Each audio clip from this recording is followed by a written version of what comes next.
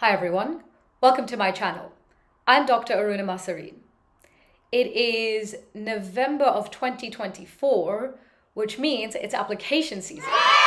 So in today's video, I will walk you through filling out a PhD application for a psychology program in the United States. In other words, today's video is a tutorial on how to successfully fill out a psychology PhD application form. Psychology PhD applications tend to be quite long, so I'm going to break this video down into 3 or 4 parts. Today's part 1. I got my PhD in psychology from Harvard University, and I'm going to use the Harvard Psych PhD application form as our example today. Let's get into it. To get us started, the first thing I'm going to do is open up a brand new web browser and then type in the name of the program for which I want to fill out a PhD application. So I'm going to type Harvard Psychology. When I do that, the first link I get is to the graduate program and the Department of Psychology page. So this is the official page of the Department of Psychology. And that has a hyperlink here that says Psychology Graduate Program website. So I'm going to go ahead and click that, which opens up a brand new page for me. This has a bunch of useful tabs up top that talk about different aspects. These tabs, the information they contain, has been curated for potential applicants. So if you are applying to this program, I recommend spending time and going through these carefully. This page also tells you about the 4 primary areas of research that are active in the department. For us, the important tab today is the admissions tab. So I'm going to go ahead and click that. This page again has lots of information that is specific to their program and their requirements.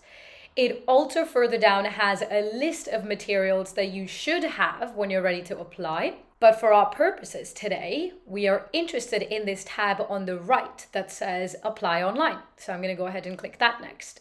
Now this brings us to the page for the Graduate School of Arts and Sciences, which is where the Department of Psychology sits, and gives us a link to the actual application. Now I'm going to open that in a new tab because I don't want to lose this particular tab. It has lots of good, valuable information specific to this program. Whatever program you're applying to will have a specific page like this explaining the application process, providing more detailed information, answering frequently asked questions. So you ideally want to keep that open as you're filling out the form. So I'm going to open it in a new tab. It brings us to the official applicant portal. This is where we will find our application and build one. I already started building my application, but when you first onto this page, it's going to give you one of 2 options. It's going to either ask you to register as a new user or log in if you have registered before. If you choose to register as a new user, all you have to do is input your name, your email address, your date of birth. It's then going to send a numeric PIN to the email address you gave on file, and then ask you to put that back in and set your password. So I've already done that, which is why I'm going to go ahead and now click on the Start New Application button. When we do that, a little pop-up opens and it asks us a bunch of questions. So the first is what type of application we're submitting, and it's listing the type above. So we're submitting a PhD application. The next thing it asks us is the program, which is what our field of study is. We're going to select psychology, the degree, which is PhD here, what area of study we have. Now, because I had already started an application, it's telling me that I already have an active application and can't fill a new one. But if you fill this out for the first time, then it's just going to give you a submit button at the bottom and you can click that and it's going to register your application. In my case, I'm just going to click cancel now and then go back to the actual application I started. This is the official application. It opens up to an instruction page and you can see on the left-hand side all of the tabs that tell us all of the types of information that we will have to provide, the categories of information we will have to provide. I want to point out really quickly before we move ahead, this email address here that tells you who to reach out to if you encounter any technical difficulties. Now, I hope this doesn't happen to you, but it can. You know, when you're trying to fill out an application form, it's possible that information isn't getting stored or you're struggling to upload something even though you followed all the guidelines they've provided. So if you encounter any of those difficulties, definitely reach out to this email address. With that said, let's go ahead and actually get started. First tab, and it starts by asking us our area of study. We already stated this at the start of the application, but we'll do it again. And then where we learned about the program. So I'm going to do that and write GSAS. The next thing we see is that it's providing applicants with a box to explain any extenuating circumstances they might have had. Now, this is where keeping those old tabs is useful, because if we navigate back to one of those tabs that explained the degree program, there is a section there explaining how students impacted by extenuating circumstances are going to be accommodated. So if that applies to you, this is where you get to explain that. Moving on. The next tab asks us about personal background. Now you can see it's already filled out my first and last name based on what I provided at the time of registering an account. So I can go ahead and fill out my prefix. I don't have any last names or suffixes. The next thing is any chosen or preferred name you have. So this is just the name you want to be contacted by. The next category here of information is addresses. And there are two subcategories. There's permanent and mailing. So permanent address refers to a place of long-term residence, but your mailing address might be where you live temporarily. There might be two different addresses within the same city. It might be two different cities within the same country, or it might be two different countries. If your mailing address is the same as your permanent address, then you can just click this link here and it's going to update the mailing address based on whatever you put in the permanent address boxes. But if it's different, then you provide information for both. For me, for instance, I have a different permanent address and a different mailing address. So my permanent address is in India. I'm going to provide that information now.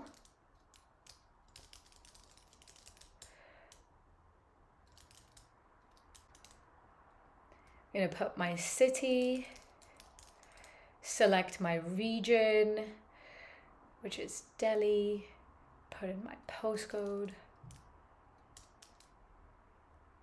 And now I'm going to put information for my mailing address, which is my temporary address, where they can reach me now if they need to get in touch with me.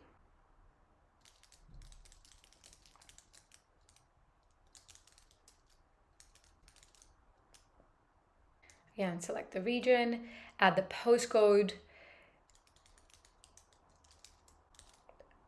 Now this is important. So this is to make sure that this is going to be your temporary address for the duration of them wanting to get in touch with you at least, right? So I'm going to select the relevant buttons here. All right.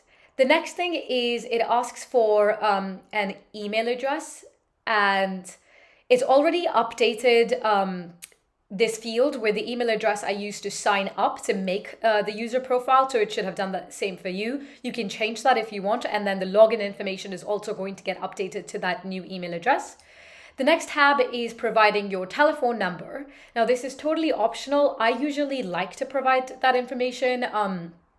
It just makes me feel like if there is something that requires my attention, I can be reached easily. So I'm going to fill that tab in. All right. Now, the next thing it's asking us is biographical information as well as gender identity.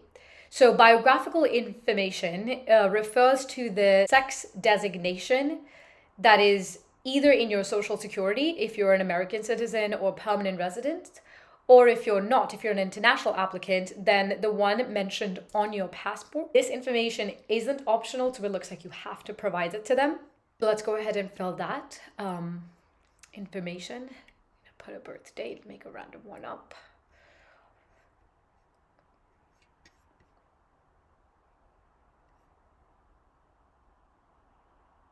Oh, it goes way down. All right, birth country.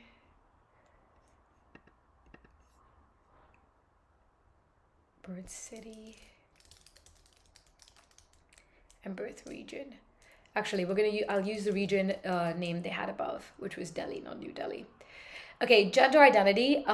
Now, it is, again, not required to provide this information. You could if you wanted to. It's not going to impact your application in any way. And then citizenship is what country you're a citizen of. So for me, that is India.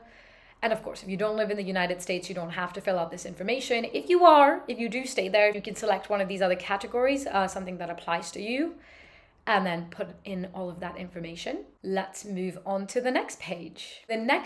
First thing to note is the type of information this is asking for, and that is to understand if you come from a disadvantaged background. Providing this information is optional. If you do come from a disadvantaged background, that information might be valuable for the admissions committee because it lets them appreciate all of the work you have put in to be where you are. So it's worth thinking whether you want to provide that information or not. I usually provide all of the information that I can anyway when I apply, because I think it helps place you in a context as a person to them. So once you select the highest level of education one of your parent or guardian has, then you can put in those occupations and you can write whatever. As you keep writing, it's going to give you more tabs till you stop providing the information. And then it gives you a bunch of things. Select all that apply. The next thing it asks you for is, again, another optional piece of information, which is about your sexual orientation. Now, it's worth noting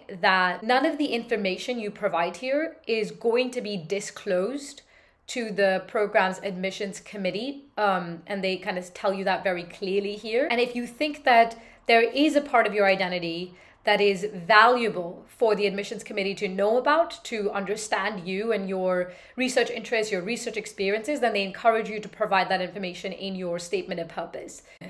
The next tab asks us about any previous applications and enrollments any applicant has had at Harvard specifically, and there's only 3 questions. So the first asks us, how many times have we applied to the Graduate School of Arts and Sciences previously? You basically are allowed to apply only up to 3 times, which is why there's only 3 options, because if you have applied 2 times prior, then this is your last shot. The next thing it asks us is, have we ever been enrolled as a degree candidate? If we select yes, then it asks us for information.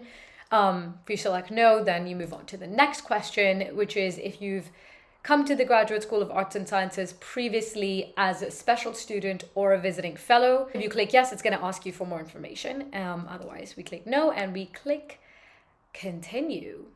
This next page asks us about all of the institutions we have attended previously, and it's giving you detailed on the types of information you're going to need to provide them and what format that information should be. Okay, so now another useful thing, and why it's good to always read these big pieces of text, is usually when people have to provide information about the institutions they have attended, we have the tendency to go from most recent all the way back, right? That's how our CVs are structured.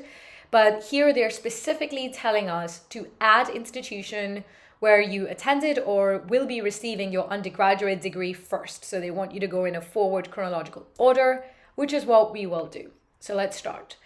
We go onto this new institution tab, write the name of our undergraduate institution. So I went to Jesus and Mary College.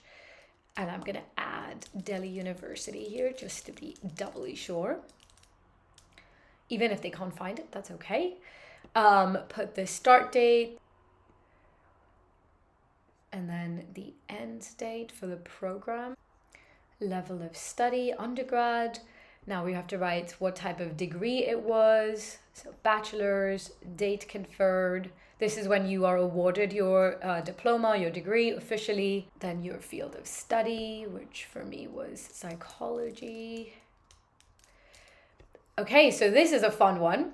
GPA. Your school or your system or your country also doesn't typically use GPA. This is a tricky one. So to calculate your GPA, I have 2 little helpful tricks. The first is you can go into Google, take your overall percentage you graduated with, and then kind of just write that into Google and see what it spits out. What I'm going to do is scroll down. So I'm going to find this little link that has a GPA calculator.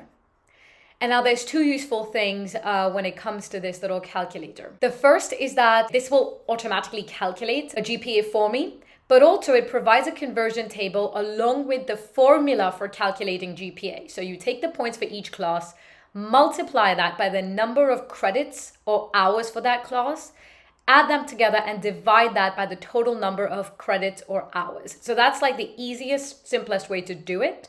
And in that way, you can calculate your GPA yourself. So I recommend doing that. To check your work, you can also use this calculator that they provide. So the first thing we need to do is set the right country and then the grading scale that we want to use. Now it's already giving me on the right hand side, the box already is kind of giving me an overview of how the grades are divided. Let's say we do an example. Let's add course 1 and then the credits are 4, grade is 90%. Then let's add course 2, credits 4, 75%, course 3, credits 12, grade 80%, and then let's add one more, course 4, credits 4, and grade, let's do 72%.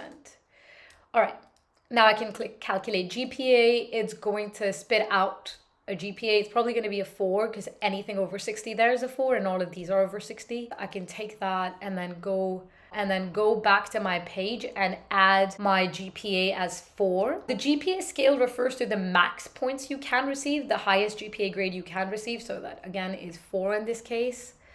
Then you upload your transcript. It's again providing information on how to do that. We're going to go ahead and save that and add another institution, which is where I did my master. University College London, and then put in the relevant start date,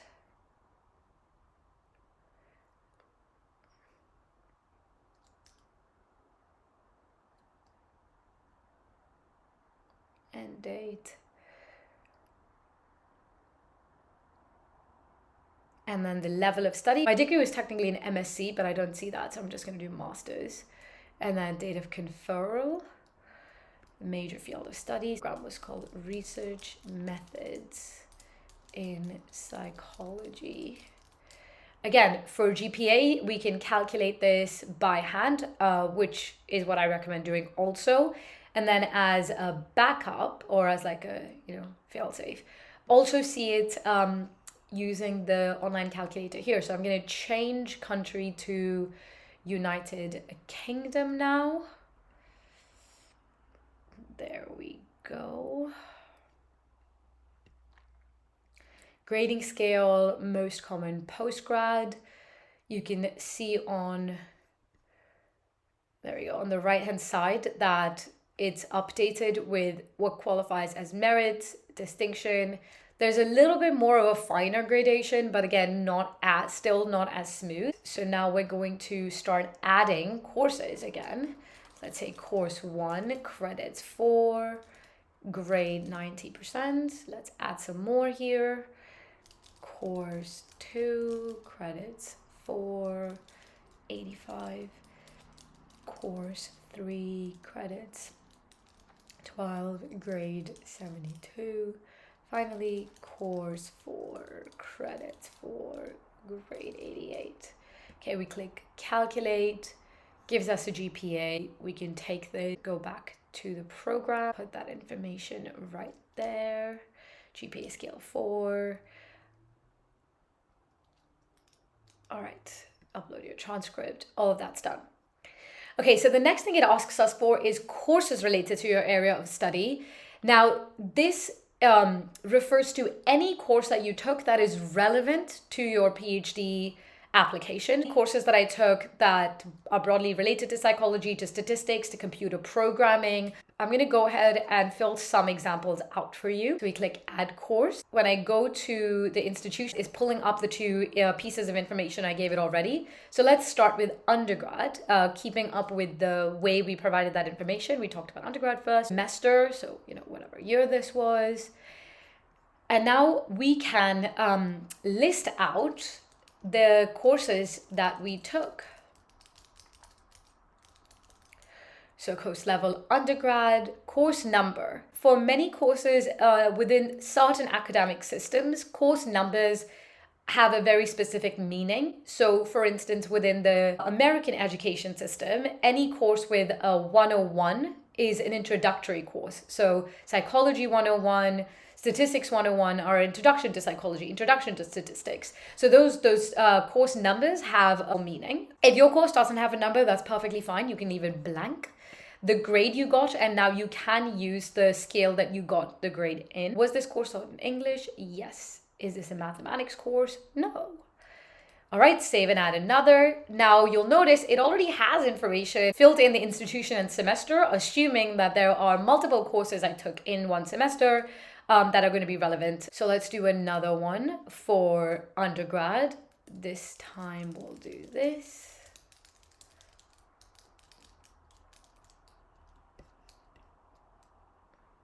Let's do one for the master's as an example.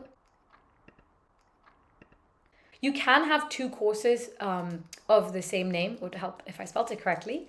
Obviously, as long as they're different semesters or university. All right. So there we have it, right? Some examples. Now, for most people, this course list is going to be a long-ish list because for most people, the conventional route to getting to a PhD program is that they have done either an undergrad in psychology or a master's in psychology or even both. And so there's going to be a longish list of subjects that you can put in here, that you should put in here, that are all going to be relevant to your application. All right, let's continue. This is asking us for academic history. So the first thing asks us for any academic honors we might have received. One thing to notice here is that it's asking for academic honors. So if you were an exceptional debater in college, probably not the place to mention that here. I would optimize on providing information that is impressive from an academic point of view. And also ideally like more recent information rather than, a high grade you got 5 years ago. So if you got membership to a prestigious honor society, I would mention that here.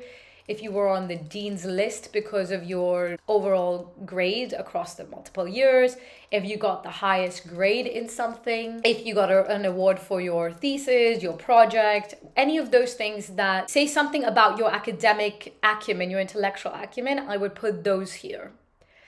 The next thing it asks us for is any other applications we've made to other universities. And it's asking us again to include the name of the university and the program. Let's write some examples.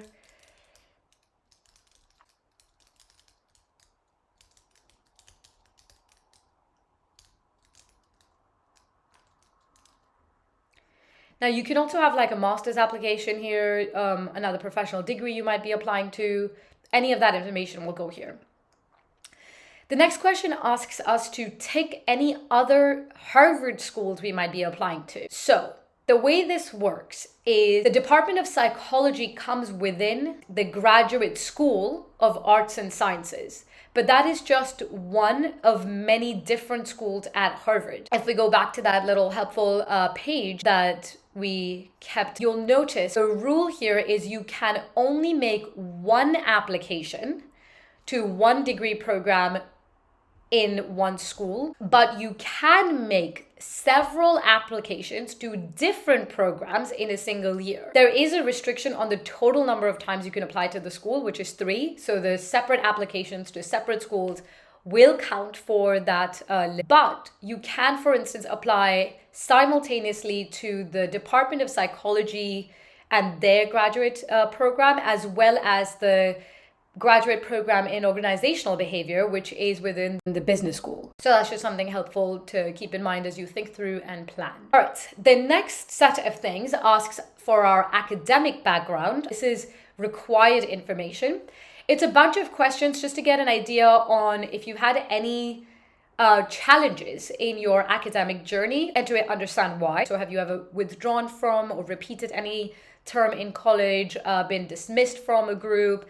Have you transferred from a college?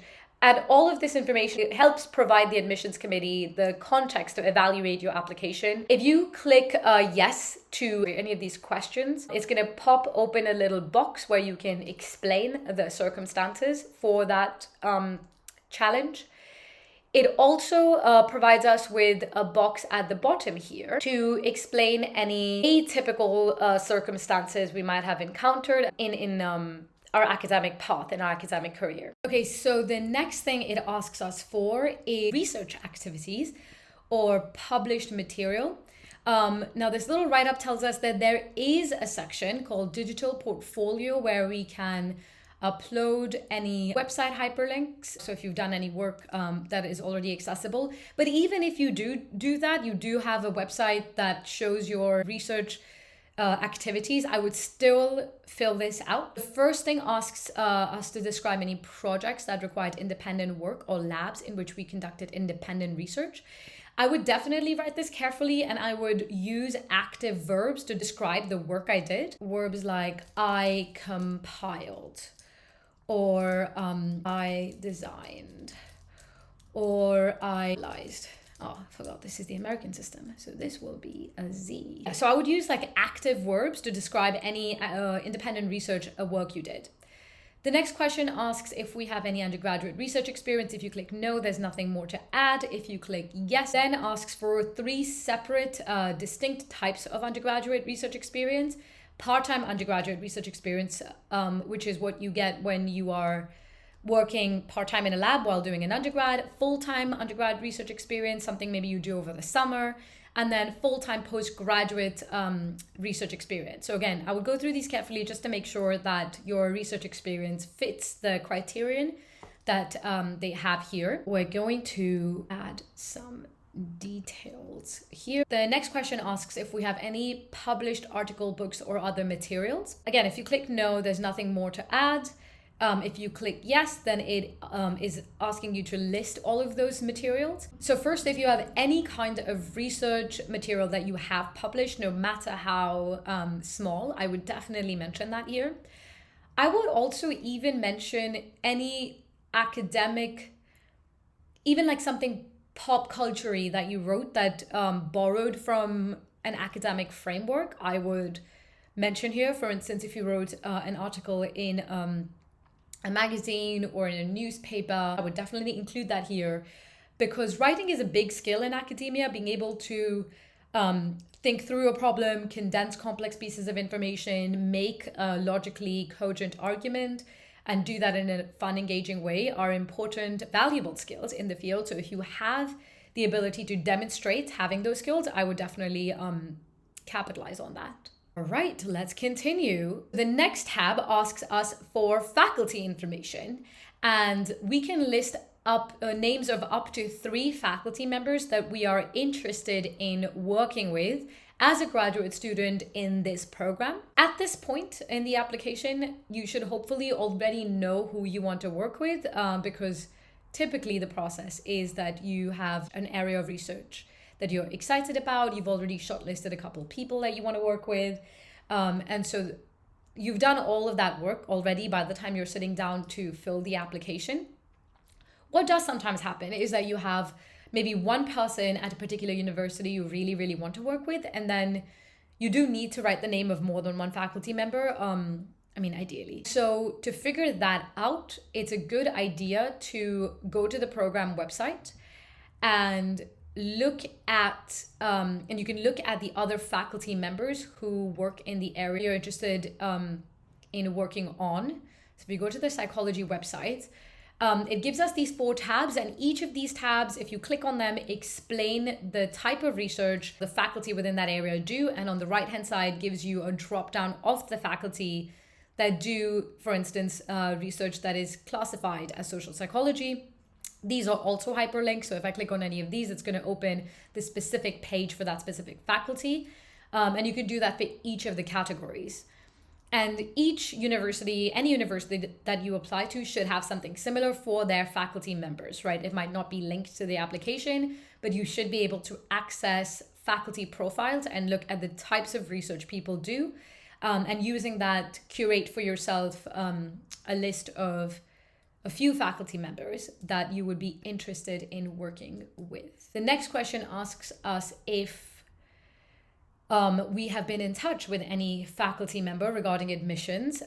This is again optional, and different programs list whether you should or shouldn't contact faculty. Some faculty members also write about that information on their website explicitly. If you have been in contact with the faculty regarding admissions, I wouldn't hide that information. I would write that up here because the admissions committee might already know about it, or they might contact the faculty member closer to the time if you get shortlisted or any of that. So I wouldn't hide any of that information. All right, so with that, this is the end of part 1 Before I close out this page though, I recommend bookmarking it just so that it's very easy and quick to come back to this the next time. You should already have an email sent to you automatically from the system with a link that will also let you log in pretty quickly. But I just find it easier to bookmark things so that I don't have to like look around my inbox. So I'm just going to bookmark this.